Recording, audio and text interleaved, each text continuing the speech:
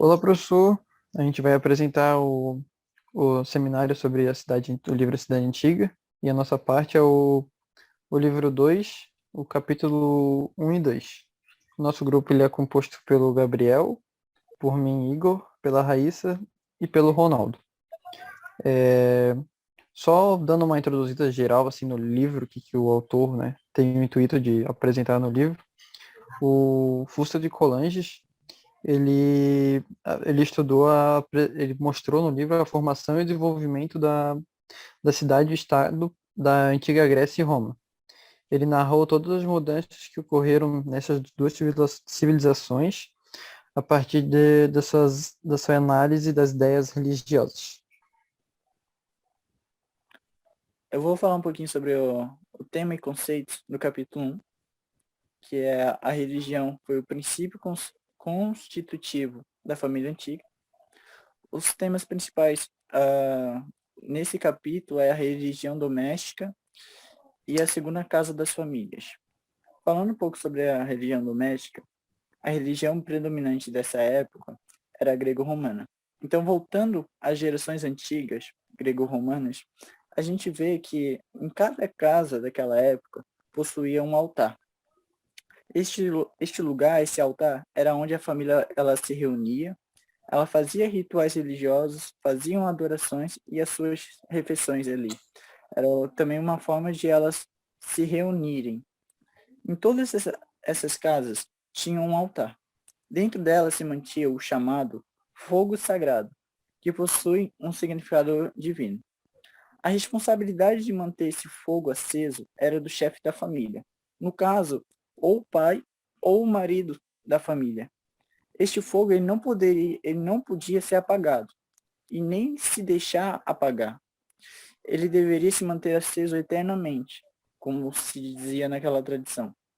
A casa que deixava o fogo se apagar, ela era considerada desaventurada, porque se manter o fogo aceso era obrigação sagrada. O que unia a família não era o sentimento, o afeto, mas era a religião, que era priorizada por cada um deles e considerada uma lei inquebrável. A religião, nessa época, ela dava um molde de como a família ela deveria se portar, como ela deveria agir. E falando também um pouquinho sobre a segunda casa das famílias, que também é uma parte bem comentada no primeiro capítulo, na religião doméstica de cada família, além de ter um altar, cada família tinha um túmulo próprio em suas casas. E os seus próprios deuses. Então não tinham deuses compartilhados com famílias vizinhas, mas era só entre eles. No caso ali, a primeira morada, falada no capítulo 1, eram as casas dos vivos, as casas que tinham um altar. E a segunda morada era a do túmulo, que era onde estavam seus antepassados, as pessoas que já se foram. Sendo que também eles consideravam essas pessoas que já se foram como seus deuses. Dependendo de cada religião, as pessoas elas iam em determinados dias da semana até esses túmulos. E ali elas ofereciam como o vinho, o leite, frutas, oferendas e ofertas com o intuito de pedir algo. Por exemplo, a proteção, a prosperidade e outras coisas. Beleza, pessoal? Agora que a gente viu um pouco sobre a religião doméstica no capítulo 1, eu vou falar um pouco para vocês sobre o casamento e os aspectos constitutivos do casamento, puxado um pouco mais para a família também. O papel do pai. O pai, na família, ele era uma espécie de sacerdote, ou seja, ele era responsável pelo preparo das oferendas, do fogo, realmente, propriamente dito, e interligar a família com Deus. Então, hoje a gente pode trazer também para a realidade, a Igreja Católica, ela tem o padre como um sacerdote, ou seja, ele une os fiéis a Deus, ele é a ponte, o caminho entre os fiéis até Deus. Então, a gente pode fazer essa ligação também. A responsabilidade do pai, ele tinha uma função, que era deixar, além de, claro, preparar as oferendas, deixar com que o fogo não se apagasse, uma das funções do pai era preparar o filho mais velho para o sacerdócio, ou seja, de ensinar as leis, ensinar os ritos, e assim ele poder perpetuar essa tradição, certo? É, existe um acordo familiar entre os vivos e os mortos. Ou seja, os vivos, eles deveriam fazer todos os anos as oferendas, os mortos tinham uma função que eram de deuses, assim como o Ronaldo já falou. O casamento, realmente dito, ele era uma instituição. A gente pode ver que na instituição tem regras, tem a função de cada pessoa. Então, a função da mulher era bem discreta. Ela não participava diretamente das oferendas, e não podia se transformar como um deus após a sua morte. Como a gente já viu, as pessoas vivas, elas iam pro túmulo específico dela, perto da família ali, e elas eram tratadas como os deuses. É, Quando um pai morre, um pai de família morre, a mãe, ela não fica mais subordinada, ela fica, claro, ela fica subordinada ao filho mais velho. Ela não é a chefe da casa, por exemplo. É, então a gente pode ver nisso que o que a Raíssa vai falar mais para frente.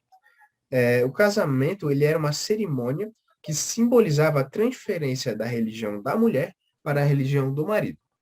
Digamos que a gente tem duas famílias e a mulher que pertence à família, ela se apaixona por um rapaz de outra família.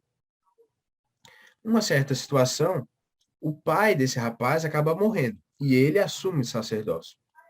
Se ele quiser casar com aquela garota, ela precisa deixar a sua família e participar de um rito, que seria o casamento, para transformar de religião e assim adorar o Deus do marido, que seria, no caso, seu pai, certo? Então, eu trouxe aqui para vocês as etapas desse rito, que seria o casamento. Primeiro passo, o pai da filha, ele vai organizar uma cerimônia religiosa na casa do marido, e a esposa não vai participar primeiramente, diante dos antepassados e tudo mais. Quando o pai dessa filha, ele está ali mostrando a sua filha para os deuses, dizendo que ela não vai participar mais dessa religião, ela não pode sequer tocar mais no chão daquela família. Aí ela é levada até a casa do marido, e lá acontece outro rito. Nesse momento, ela ainda não pode tocar no chão da casa desse marido, porque eles ainda não são juntos, eles não participam da mesma religião do que aquela família. Então, ela é considerada uma estranha para aquela família naquele momento. Quando é feito uma cerimônia específica, com a repartição de um pão jogado ao fogo, os dois juntos, aí sim que ela passa a pertencer àquela família. E aí ela vai começar a adorar os deuses daquele marido. Então, eu vou falar resumidamente das relações com as questões contemporâneas. No capítulo 1, a obra Cidade Antiga, a família era fruto das marcantes crenças religiosas da população na época, pois era constituída por diversas crenças, como a morte, que foi a primeira ideia acerca do sobrenatural, e fez o homem confiar no que não via, inserindo no mundo dos mistérios uma ideia primitiva de religião, considerando o morto como um deus e seu túmulo um templo. Os antigos acreditavam que a alma permanecia na terra mesmo após a morte, e o céu era uma recompensa, pois a religião ela se desenvolvia nas casas e não em templos como conhecemos hoje, sendo o culto puramente doméstico. Então podemos ver nessa imagem uma ideia de como se enterrava as pessoas no quintal de casa naquela época. A adoração ao fogo sagrado era outra crença e era fundamental para a família, pois não havia lá sem o altar com fogo aceso permanentemente. Em relação ao parentesco, existia se houvesse um compartilhamento dos mesmos deuses, não havia parentesco com mulheres. Sendo assim, disseminou nas classes sociais que só poderiam cultuar o mesmo Deus que seus patrões. Assim, refletiu na extrema paternalidade que foi fundamental na concepção das famílias antigas, com o mesmo objetivo, que era o de perpetuar o culto e a religião. Então, nessa imagem aqui, percebemos uma família orando antes das refeições. Então, percebeu-se que a cidade antiga, assim como a atual, já apresentava desigualdades. E essas desigualdades na antiguidade era decorrente, principalmente, de crenças religiosas. Então, por fim, concluindo esse capítulo 1, é notável a importância dos mortos e da religião aos indivíduos dessa época, pois a figura do pai, por longos anos, ela foi privilegiada em institutos como o direito civil e porque a mulher nem sempre pôde usufruir os mesmos direitos que os homens. Então, nessa imagem agora, podemos ver um local para sepultar os mortos, chamado de cemitério, completamente diferente da antiguidade, que eles sepultavam no quintal de casa. E nessa outra imagem demonstra uma família comendo um churrasco, né, aqui, não utilizando mais os costumes antigos, né, que era essa questão da oração, da prece antes da janta, né, que parecia de noite. Comentando agora um pouquinho sobre o capítulo 2, a família era bastante patriarcalista, onde imperava a figura do marido, pois este era encarregado de dar continuidade à sua família, através dos cultos aos antepassados, deuses, entre outros.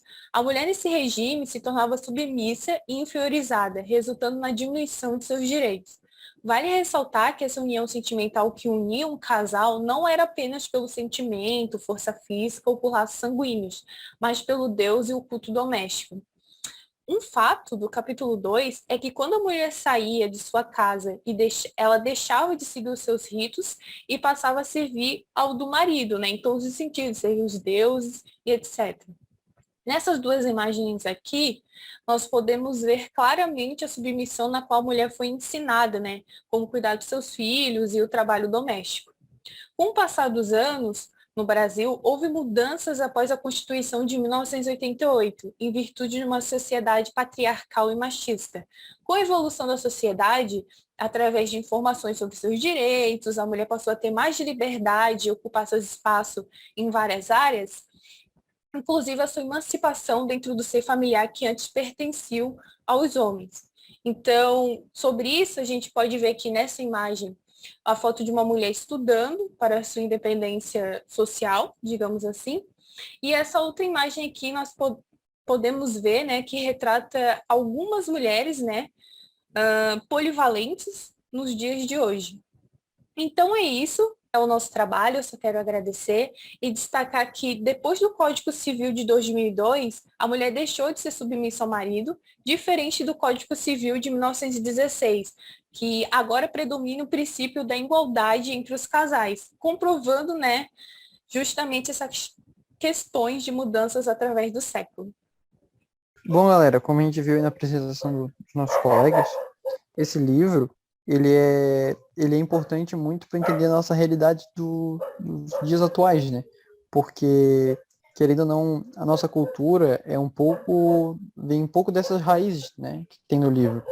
Então, bastante coisas que a gente vê atualmente, foi, claro, houve uma mudança, né, nesse grande período que tem entre as datas, mas são coisas que é bem semelhantes. E a nossa apresentação foi isso. Agradecer a compreensão de todos. E muito obrigado aí, pessoal. Qualquer coisa, se você tiver alguma dúvida, alguma coisa, pode entrar em contato aí com a gente.